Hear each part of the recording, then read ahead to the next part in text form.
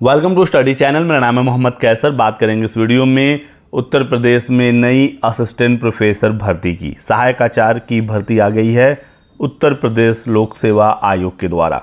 तो ये राजकीय विद्यालयों में असिस्टेंट प्रोफेसर की भर्ती है, जो सरकारी महाविद्यालय यानी जीडीसी गवर्नमेंट डिग्री कॉलेज भी जिसे कहा जाता है, और यह भर्ती यूपीपीएससी से होता है। तो यदि आप इस भर्ती में आवेदन करना चाहते हैं तो आपके पास ओटीआर नंबर होना चाहिए। यदि आपने अभी तक ओटीआर नहीं किया है तो जल्दी से कर लीजिए, उसके बाद आप आवेदन कर सकते हैं।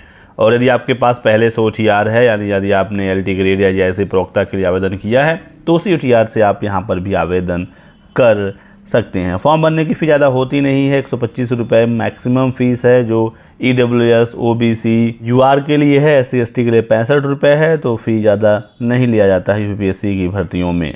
पदों की संख्या इसमें 1253 है और इसके लिए आवेदन की प्रक्रिया शुरू हो चुकी है।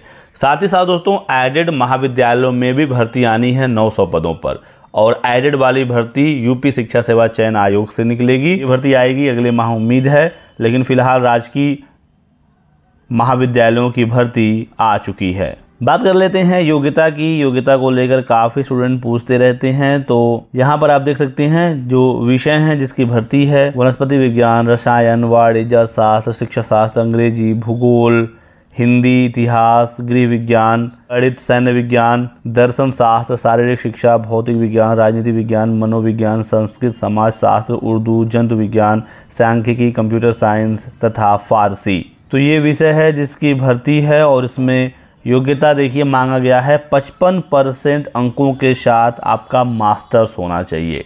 ठीक है, जहाँ पर ग्रेडिंग प्रणाली लागू है, तो ग्रेडिंग को जब कन्वर्ट करेंगे तो 55% आना चाहिए।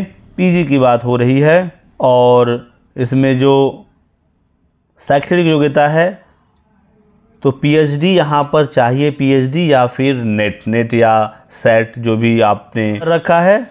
बाकी इसमें पीएचडी के साथ बहुत सारी कंडीशन भी है, आपका पेपर पब्लिश होना चाहिए वगैरह। आप इसको देख लीजिएगा अच्छे से, मैं ये नोटिफिकेशन शेयर कर दूंगा अपने टेलीग्राम चैनल पर। लेकिन मेन इसमें योग्यता यही है। विषयवार रिक्तियों की बात करें दोस्तों, तो यहाँ पर सबसे लास्ट में वैकेंसी के बारे में इंफॉर्मेशन नीचे देखेंगे। टोटल 1253 इसमें पद हैं, और सब्जेक्ट वाइज देखिए वनस्पति विज्ञान में 79 पद हैं, केमिस्ट्री में 87, वाणिज्य में 57, चित्रकला में 8 और शास्त्र में 61। तो इस प्रकार से आप देख सकते हैं विषयवार में कितना पद है। कैटेगरी वाइज भी यहाँ पर बांटा गया है। एग्ज़ाम पैटर्न और चयन प्रक्रिया की बात कर लेते हैं। इसमें इस बार बड़ा बदलाव हुआ है। पहले एक स्क्रीनिंग परीक्षा होती थी और फिर इंटरव्यू होता था। चयन सिर्फ और सिर्फ इंटरव्यू के मार्क्स के आधार पर ही होता था।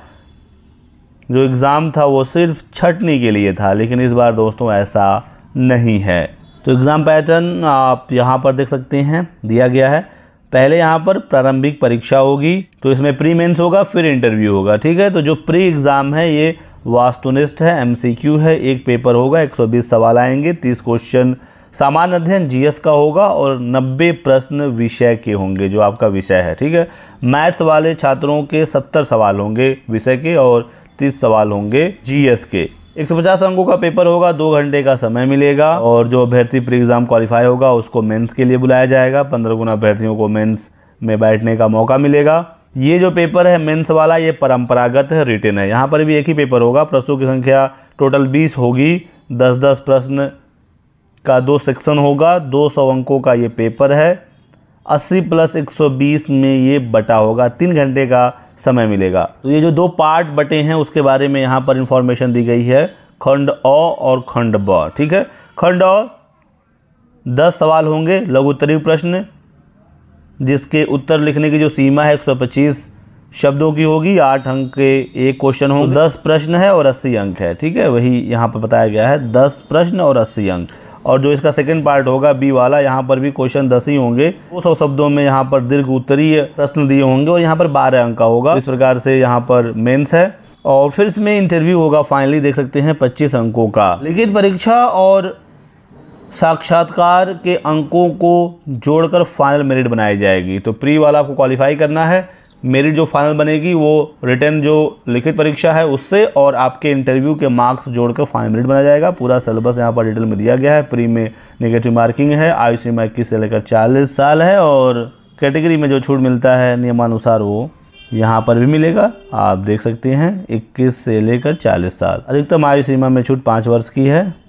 बाकी अधिक जानकारी के लिए आप नोटिफिकेशन एक बार पढ़ लीजिएगा और ये नोटिफिकेशन आपको हमारे टेलीग्राम चैनल पर मिल जाएगा। टेलीग्राम चैनल ज्वाइन करने का लिंक डिस्क्रिप्शन बॉक्स और पिन कमेंट में दिया गया है। बहुत बहुत शुक्रिया वीडियो को लास्ट तक देखने के लिए। Thanks for watching.